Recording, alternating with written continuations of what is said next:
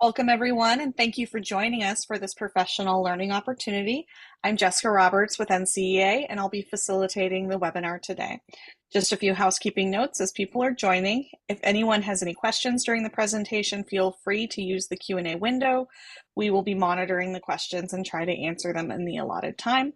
Within 24 hours of today's webinar, you'll receive a link to the recording as well as an online survey. Once you complete the survey, a certificate of completion for the webinar will be emailed to you.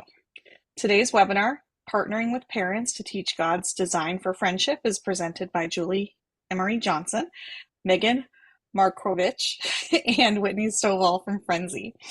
During the presentation, they will be sharing how parents and teachers can work together to help students navigate friendships through the lens of their faith.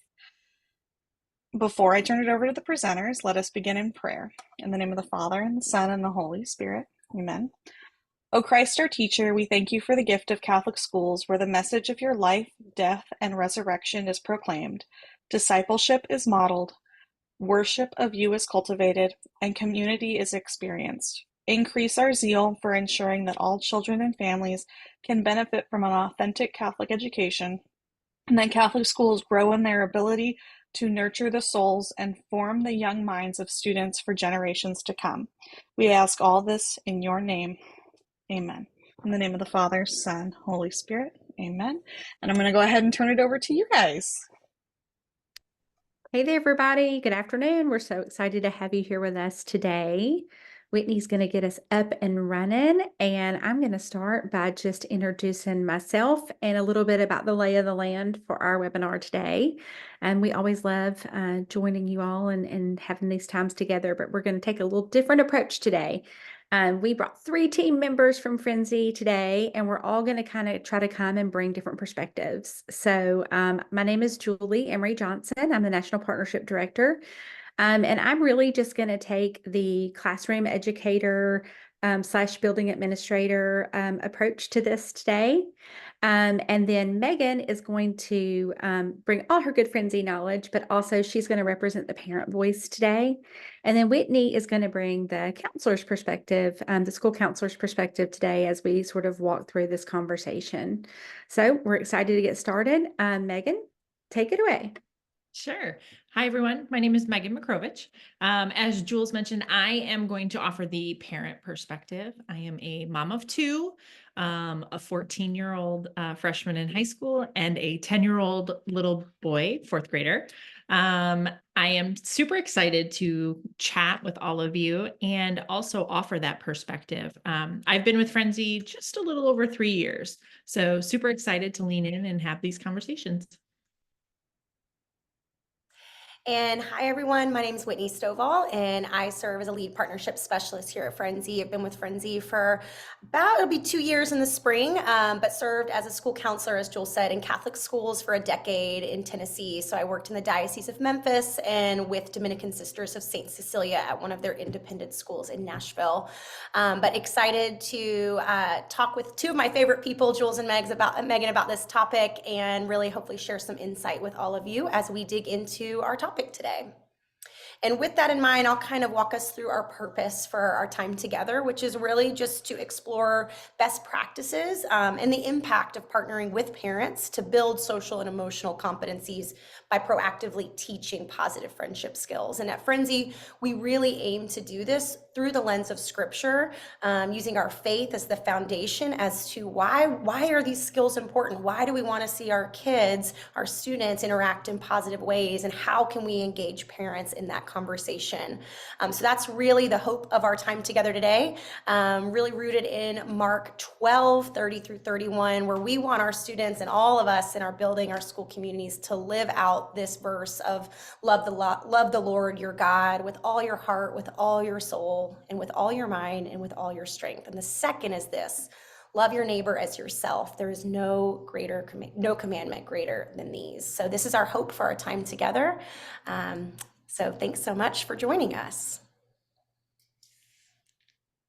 Okay, well, in true Frenzy style, we're going to start off with kind of just getting all together, getting, kind of becoming fully present for this little bit of time that we're going to share together and just practicing good self-care and good self-awareness. And so we're going to take 1 minute on the clock. And you're going to think about how you're feeling today. You don't have to put anything in the chat. This is just for you. But I'd like to challenge you to write down just 3 things. I know we probably could all make a big long list, but 3 things that are, we're worried about or that we have to get done that are just sort of pressing on our time or our attention. Write down 3 things, and then write down 6 things that you're grateful for. So 3 things that you maybe are worried about or that are, really nagging at you and you have to kind of get done, whether it be a task or something heavy that you're kind of contemplating. Write those 3 things down and then 6 things you're grateful for. And Whitney's going to start the clock.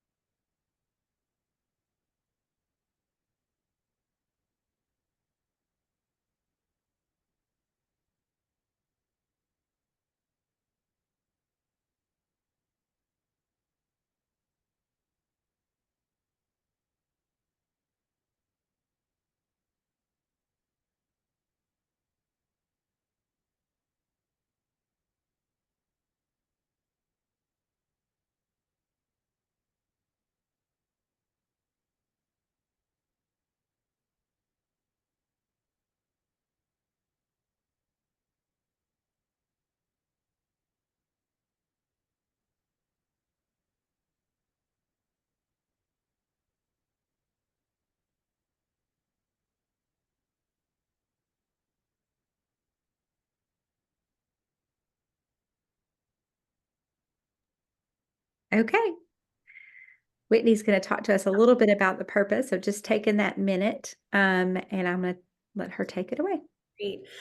Thanks, Jules. So we know that this topic of partnering with parents can sometimes be one that maybe you can recall a tough parent conversation you've been a part of, or maybe one that you were nervous about.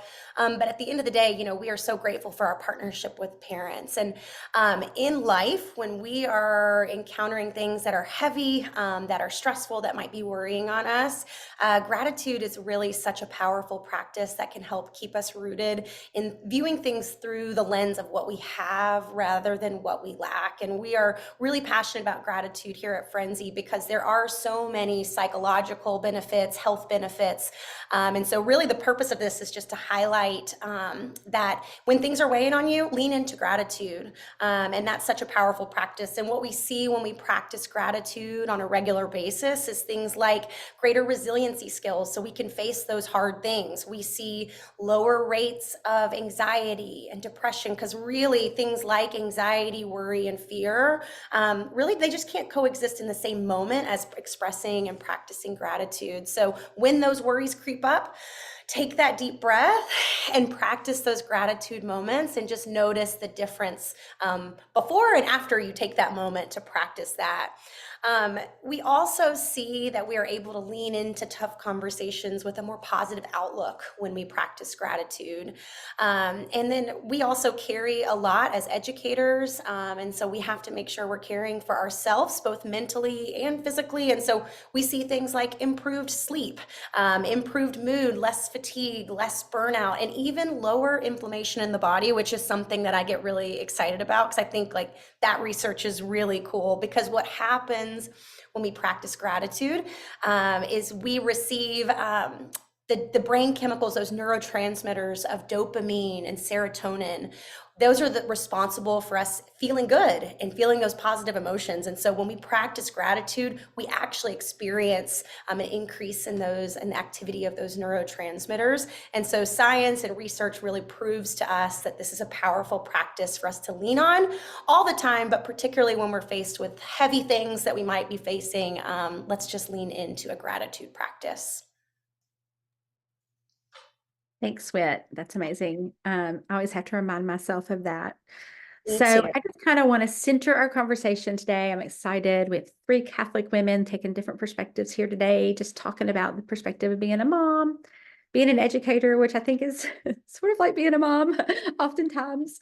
And then also just like that counselor perspective, which again is very much like being a mom. So as we think about, parents, I just want to remind us what our church tells us about this and how we should think about and consider, not just informing or even just including parents, but really involving parents and viewing parents as partners, really showing respect and kindness, and even sometimes to an extent deference to parents, because they know their children best. They've brought their children to your school. They've made that conscious decision, and that is some indicator that they want to be involved. They care. They're committed to this process of forming their children. And so I just want to, really ground this conversation today in, again, that gratitude for parents and what they can bring to the table and how that partnership is going to make us just realize God's design for friendship, God's design for friendship between us and parents and our school community, but also just honoring their role for their children. So won't spend too much time there, but just we will have this available to you later so you can go back and kind of dig into some of these pieces. But I just want to make sure that we acknowledge and recognize that this whole the entire reason for having this webinar today is really to just inform what the church has already told us through these documents of how we want to live out our faith in our Catholic schools and in our interactions with our parents. We're also going to talk about just some practical best practices. And prayer obviously is the primary one. A minute ago when we were thinking about the things that are weighing on us and the things that we're grateful for, that felt very much like a prayer to me. That's how I personally pray. That's how I talk to God myself.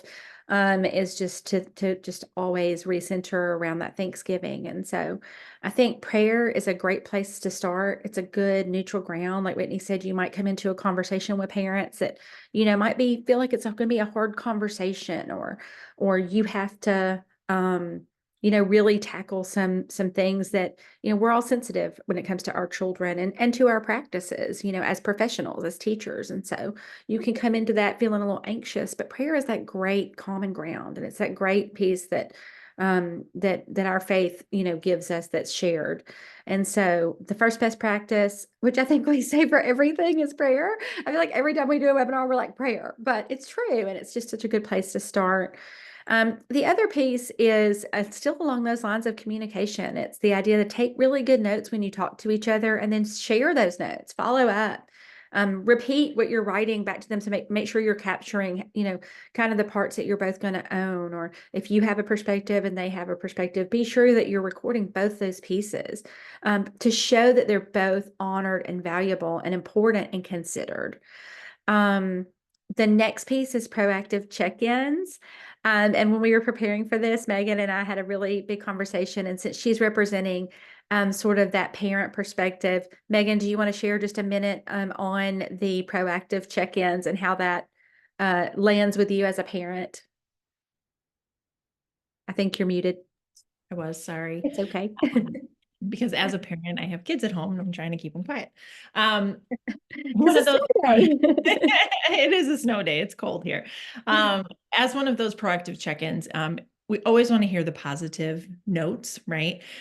Jules and I kind of talked back and forth about how, as a parent, we always want our kids, when they're out in public, to behave. And we want to hear that they've behaved, because if we've done nothing else, if they're out in the world and they are good people, good humans, good children, we've succeeded. And so hearing that and getting those proactive check-ins of just like, hey, like today was a great day, really just as a parent resonates really well and creates a foundation of trust amongst the parents and the teachers. Absolutely. If you only get calls when something's wrong, it's like you see that on the caller ID and you have that dread moment. You don't want to have that. It's like they're either sick or in trouble. We want to try to prevent that. We want to have those proactive check-ins. So it could be great news. The other thing is include children in the conversation and listen to their voices. That was really, Megan, when we were talking about this initially, that was something that I think was really important to you. And I really valued your perspective there on that. Especially as you think about children, our children's age, where we have kids that are, 10, 11 years old, all the way up into those high school ages. They definitely have things to say that maybe it would be great for us to listen to collectively as their support system. And that's really where, that's really how we're trying to approach this, that, we are the support system that has a unified mission and goal for our kids, which is to get them to heaven and get them educated and kind, considerate people, and really the legacy of our church, but also to just be sure that we're listening to how that's landing and what they're experiencing, so that we aren't just one track mind towards our goal and we're passing them on the journey, but we're including them in the journey, and it's effective. The next one is building the rapport by spreading positivity. I think, it's very easy to dwell, both as a parent and as a teacher. Again, it's the idea that we can talk about what's not going well, but just general positivity. As parents, I mean, as a classroom teacher, it sounds great to have proactive check-ins, but there's also so many hours in the day. And so, we have to realize that every seed that we sow towards building that foundational relationship, it doesn't have to be a 20, 30-minute one-to-one phone call. It can also just be notes, newsletters, things that share what's going well, so that there's some balance there if you have to have more of those hard conversations. And the last piece, which is what we're going to dig into quite a bit in this next slide, is just building emotional intelligence, just helping kids, tooling kids up to recognize God's design for friendship, to be able to navigate relationships, interactions with peers, with adults. We know that other people can be our greatest joy, and they can also be our greatest source of pain. And just recognizing that we have to have some tools in our toolbox and some emotional intelligence to be able to navigate things like conflict. And then also to navigate, most importantly, to navigate those through the lens of our faith. So, Megan, you want to talk about that a little bit? Yeah, I think it's just really helping students and kids understand how to form those positive relationships and know that not everyone has to be their best friend. I know as a mom, my little one came home from school almost every day in third grade to tell me who his best friend was. And so it really took a lot of conversations with him about, you don't always have to have a best friend. You can have lots of friends, and everyone can be your friend, and just smile and have that conversation and be able to put that device down and have those conversations. And so it's really just helping students build that muscle and flex it as they kind of navigate the world. So on the next slide, it's talking through the 5 core competencies, right? So it's starting with being self-aware, helping students just understand those emotions. So when they walk into your buildings, are they happy? Are they sad? Are they silly? Are they wiggly? How are they feeling? Ultimately, making sure, as Jules mentioned, that we've given them enough tools in their toolbox to self-manage. We want them to be able to navigate the world and really understand those behaviors and how they can manage those behaviors with how they're feeling.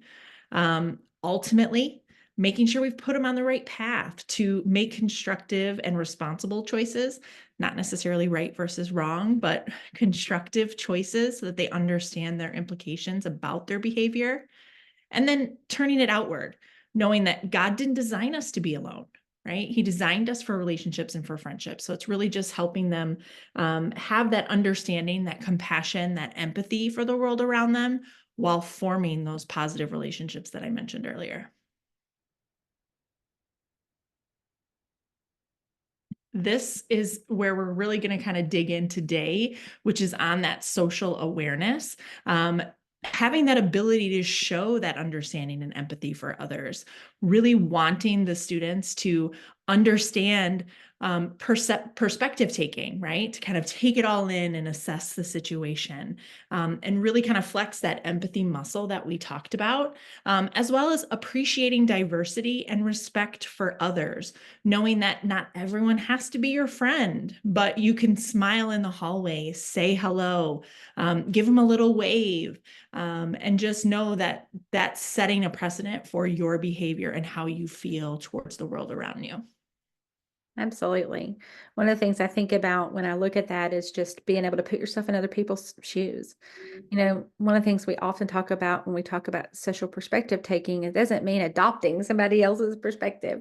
It just means putting yourself in their shoes and trying to find common ground so that you can show them respect and kindness and work through conflict, build community, strive to build community. But like you said, we want to have a community where everybody's valued, seen, heard, valued, loved. And I think our Catholic schools do a great job of that. But that's where we're really going to zoom in today on how we can articulate that to parents and listen to them on how we can take their perspective on how we can build those muscles with their children.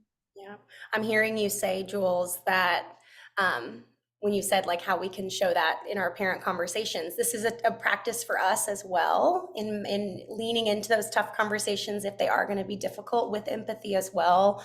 I know I can recall many conversations as a school counselor that I got brought into where, you know, I'm hearing different perspectives from this student's experience and their parents' experiences about it, and then this student's, and it might be totally different perspectives, but having to lean into both sides of that conflict or whatever was going on between those students with empathy for whoever is sharing their story, because their experience is their experience. And so something for us to just kind of take in ourselves as we lean into conversations. And then when we practice empathy, we get to model that for our students. And then we get to see that spill out on the playground when they have interactions with others as well.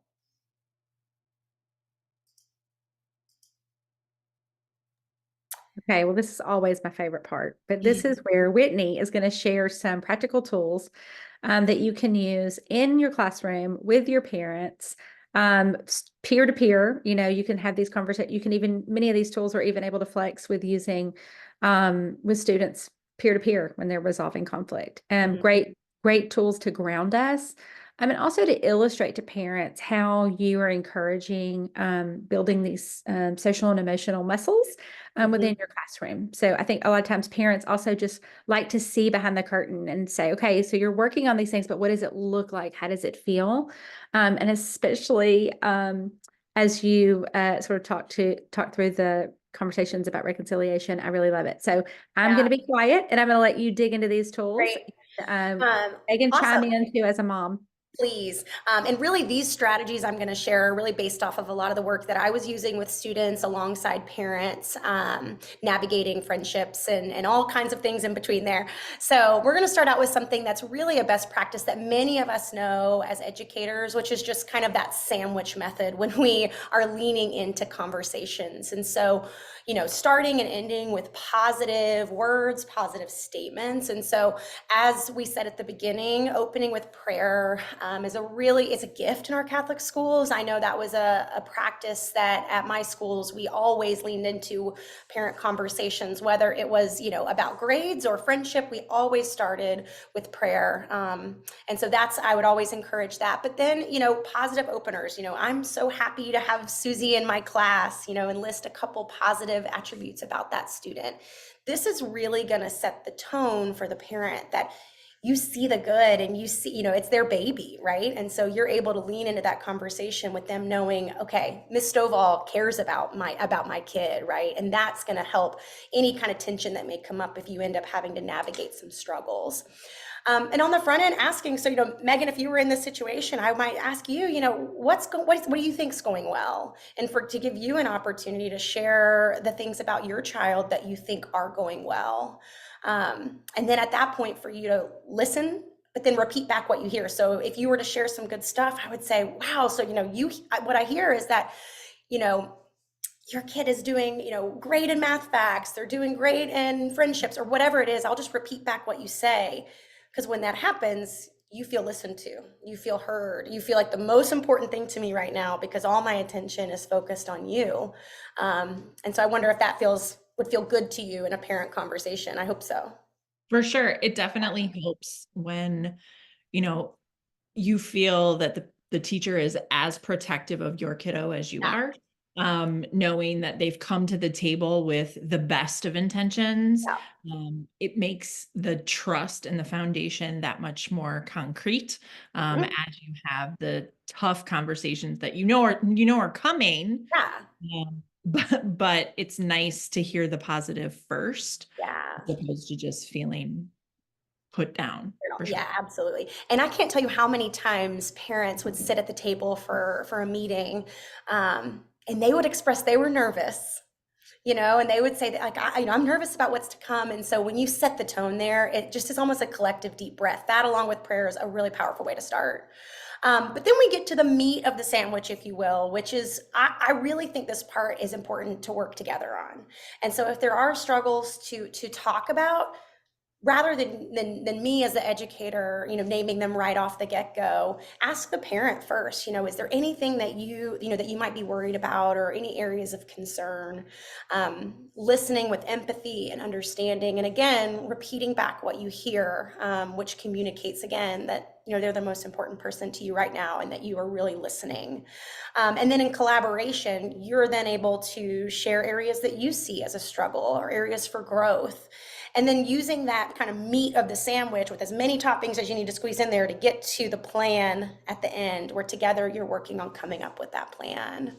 And then finally, just positive closing statements. And so after you've worked through the meat of that conversation, taking time to, again, come back to, Susie's such a hard worker. She's a good friend. She's a respectful student. I really look forward to, working with you as a team this year to help her, continue to have a good year.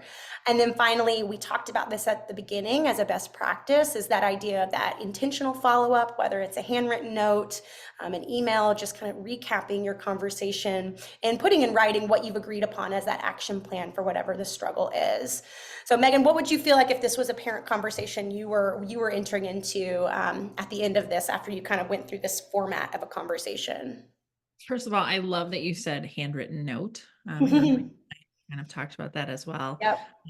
It just makes it more personal, in my opinion, as a parent. But it's great because it identifies everything that we've talked about. And by putting it in writing, it helps the parent kind of be accountable, right? It helps us as parents kind of take it home and share it with our spouse or our family or even our child and say, Mhm. hey, like, here's our action plan. Here's what we're going to talk through. And again, it's taking your child's voice and listening to them and having them help identify your plan of action as you move forward. Yeah, and I love that you acknowledge too that in that area for growth, there's parts that we as the educators in the school might own, and then parts that you as the parents might own, and it's your collective plan and commitment, all with your child's best interests in mind. So Yeah, I it's not the school or the teacher that put your child on a plan. You came up with a plan together. And I also love, Megan, that you mentioned your spouse, because I don't know about you all, but when I go to a doctor's appointment or to a parent conference and I'm nervous or anxious, you know, sometimes recounting all the details to my spouse can be hard. Like I'm processing through it and trying to recount it. And so it's really a great, thoughtful way, again, to include if both parents cannot be present. Just to conclude that, here's the summary of what's going on. It's also a great way to build consensus, like just to ask them in that, did I cover everything? Or, yeah. is there anything you want to add, kind of thing. I think Mhm. it just, Yeah, again, solidifies the idea that we're not informing, we're including, yeah. and we're valuing their role. Absolutely. I love that.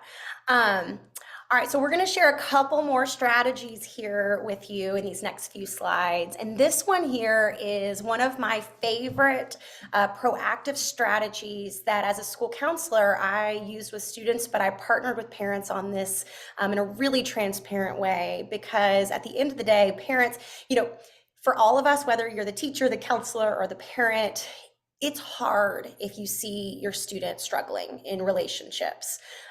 It happens though. It's part of, growing and maturing, and friendships ebb and flow, and they change, and feelings get hurt, and that is real. But if we have a process here with how we can navigate when, hiccups might come in friendships, it's really helpful. And I find that parents like to be informed that there is a proactive practice in the school building for navigating when these things come up. And we call this talk it out. And this is this idea that friendships are a gift, as Jules said at the beginning, but they can also be messy. And when we take the time to lean into our friendships and navigate tough conversations, we're showing, hey, you mean enough to me that I'm going to stick with it. I'm going to stick with this tension. I'm going to work through it. I'm not going to give up, and we're going to follow a few steps. And so this is something that I would share with parents, and that way they could help to reiterate these concepts at home. And so equipping students with the idea to, hey, I'm going to stop if I'm experiencing big emotions because of a relationship. I'm going to stop what I'm doing, and I'm going to take 3 deep breaths. And this is going to help me pause, acknowledge what big emotions I might be feeling. So then I'm able to clearly think about maybe the conflict or whatever has happened in that friendship, and decide what is it that I want to do. By taking those couple deep breaths, I'm able to think more clearly about what my next steps are. Is this a situation with a friend where, they're whistling in the line behind me and it's annoying me and it's bothering me, but can I choose to ignore that? Probably. But if it's something where feelings have been hurt, or, boundaries have been crossed, then maybe we've taken that pause to know, okay, I need to do something about it, which is that next piece, which is the reason that arrow is to it, is because that to me is the most proactive piece that we can equip students with, which is how to have tough conversations. And it's really this idea that I can use an I statement. I can only focus on what I feel and my experiences, but I can share that with you. So if my feelings are hurt by something that happened, I can express, I feel sad when, you don't include me on the playground. Can you please include me next time? Teaching our students how to specifically name how they feel and own it as their own, not you make me so mad, like really focusing on our emotions. And then asking for what we want, making that request in a kind way to our friend, what we wish could happen if this situation came up in the future. And then we get to help students choose solutions. And so there's a list of them there, of ways that students can cope when tough things arise in friendships. But for them to know it's not a dead end when tension happens. I have choices and solutions. And if I can't figure it out on my own, I have my teacher, my counselor, and of course my parents at home to help me navigate what to do next. And then the final piece, the K, and sticking with these conversations, is to keep moving forward.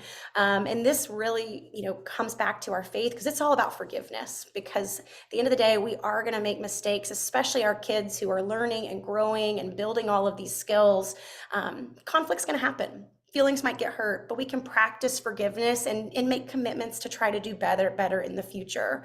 And so I found when I would teach parents and students this process, it really helped parents feel at peace, just knowing we had process in place, and we weren't just going to let things happen. But we weren't always going to just come in and rescue in every situation. We, obviously there are certain ones that warrant that, but at the end of the day, we want to equip students with the tools to know how to navigate this, because when they leave our school buildings and they're in the boardrooms for meetings when they're older, or they're in their marriages when they're older, we want them to know how to talk it out, how to navigate it, because people are worth it. Or even on the soccer field on Saturday. Exactly. When they're still little. I was gonna say- Whitney, one of the things I notice here is you're really helping kids take that, stop and have that process to respond instead of Yep. react. Yeah, I think a lot of absolutely. times when we reflect on how we showed up in a way that we weren't super excited about, or maybe not how we planned, is because we didn't have a process in place. And so we just reacted to Yeah. things. And so it's just such a healthy habit for everybody. I can think of so many instances in my own life where if I took this, if I used this, I would be better for it. So great tips. Mhm. And that's what I was going to say, Whit. I think it's great that, as a parent, you want your child to be able to own those relationships and know how to have those conversations and not necessarily always come home and say, I'm not friends with Billy anymore because he was mean to me, or whatever the case may be. It's helping them navigate those conversations and have those, especially as they grow. When they're younger, they're going to need a little bit more intervention. But, Sure. my freshman in high school, I want her to be able to kind of own those relationships and be able to talk it out and work it through. Yeah, and what that does too is it builds her self-confidence, right? It builds that self-efficacy skills. And those are all things that parents and educators want to see build and grow, and builds resilience skills and all of that when we help kids learn these strategies. It's something that even as adults we're working on, right? I feel that for sure. I want to take this strategy, particularly the I statement, one step further with this next strategy, which is the peace cross, which is, if I can get it to change, this is truly one of my favorite practices. When I worked at my school in Nashville, I have to shout out special Sister Grace Mary, who was our second grade teacher. And she and I worked a lot on conflict resolution. Go figure, in second grade, the playground, they'd come in and it would be like the littlest, things that had happened, but it was like all this stuff had to be dealt with before they could pick back up with instruction. And so I had been teaching this talk it out strategy and helping students learn that language. And she took it a step further, and it's based upon the idea of the peace rose, if you're familiar with that Montessori practice, but it's the peace cross. And so she had essentially that stick kind of strategy laid out in this little basket when you walked into her classroom, but there was also a cross. So you could have a physical cross, a picture, a laminated picture of a cross, but essentially, as students are working through that playground, tiff, if you will, they're taking turns going through that I statement, that conflict resolution process, and they take turns listening and sharing, but the person speaking is holding the cross. And as they're done sharing their story, they pass it to their friend, and they each get the opportunity to share. And what I loved so much about the peace cross is I saw these second graders just really work through conflict in powerful ways, but always knowing, like, they would be praying that they would have the strength, that God would give them strength to navigate their friendship, and navigate whatever situation they were going through. And then once they felt like that conflict had been resolved, they would close in prayer, as you see here. And so it was just an opportunity for students to have this kind of beautiful moment to wrap up this conflict resolution, thanking God for the strength to navigate the problem, and asking them to be able to move forward with peace, with understanding and forgiveness, which we know is not always easy. But it was just this regular practice in the classroom that I know those students are taking with them now and will always have with them. Big fan of the peace cross. That's beautiful. I love it. One final strategy that I used a lot with my students, I probably use this on a daily basis, worked really well, honestly, with just about any situation. And I would teach parents this all the time, because I found my parents, if their child was struggling, particularly in friendships, they were yearning for ways to talk at home, how to empower their student, how to talk with them about it. And a lot of times I can be guilty of this. If I am anxious about something or worried about something, I can really ruminate over a lot of things that are outside of my control. And that's not going to do me any good other than just cause me more anxiety, right? And so this idea of the circle of control, just again, I've said it a couple times, it gives me that opportunity to take a deep breath, because I realize, okay, I can only control the things that are within my control. And so essentially you can just take a blank piece of paper, draw kind of like a donut shape, and the inside is going to be, what are the things in my control? And so these are really all geared towards relationships. And so I can control how I react, I can control my boundaries, my actions, my words, how I treat others, how I respond to my feelings, what coping strategies I use. I can control when I ask for help. If I recognize this is a situation that's out, beyond what I can tackle with a friend, then I need to ask those safe adults for help.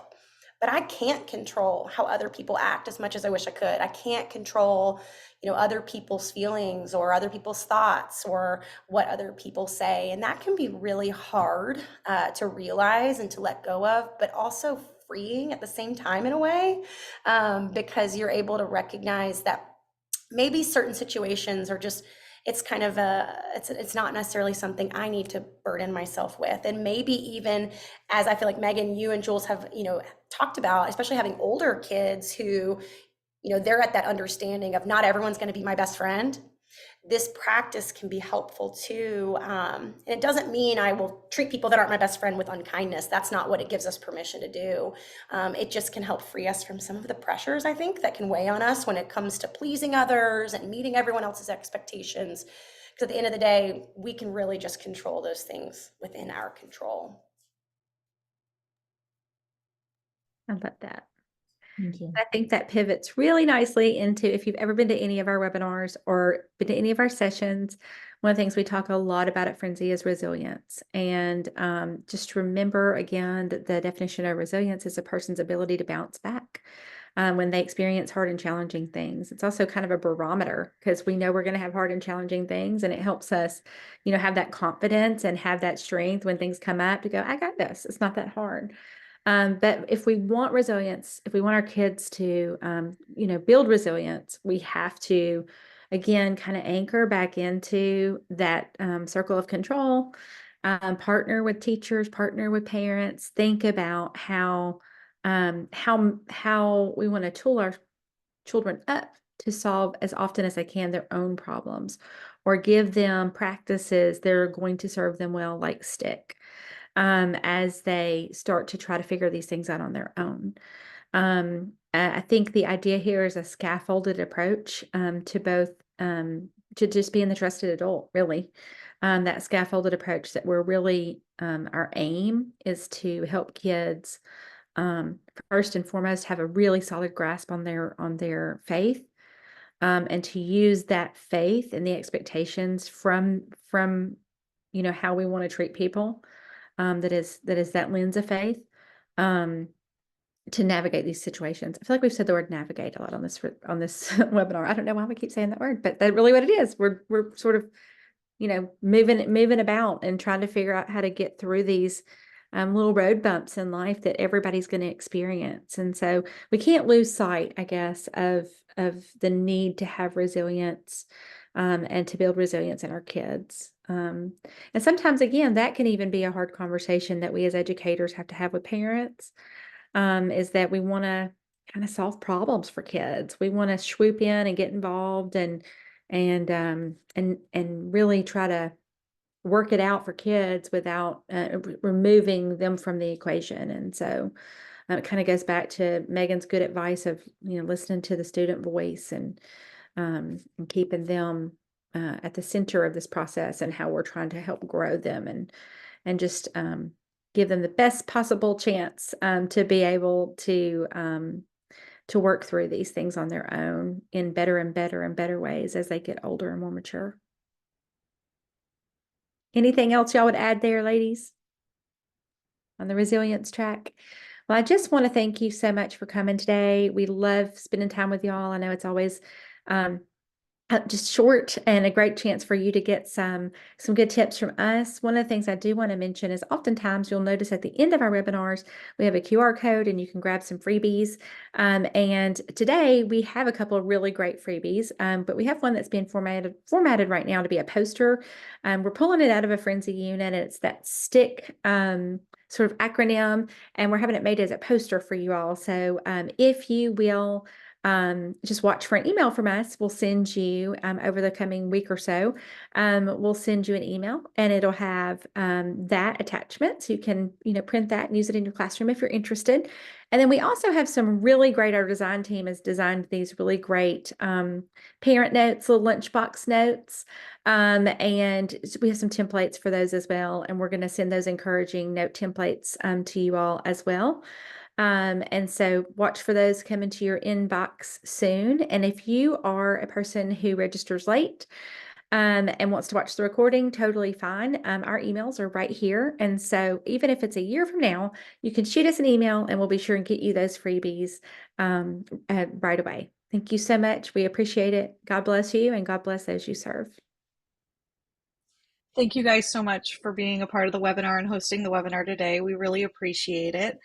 And thank you to everyone who attended NCEA's webinar. We continue to strive to improve the quality of our services for our members based on feedback. We would love for your input, so I dropped a survey in the chat.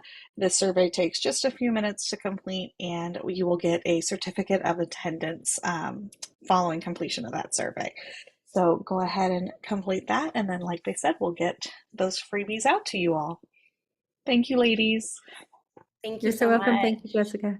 Take care. Thank you. Have a Thank you. great rest of your week. Bye.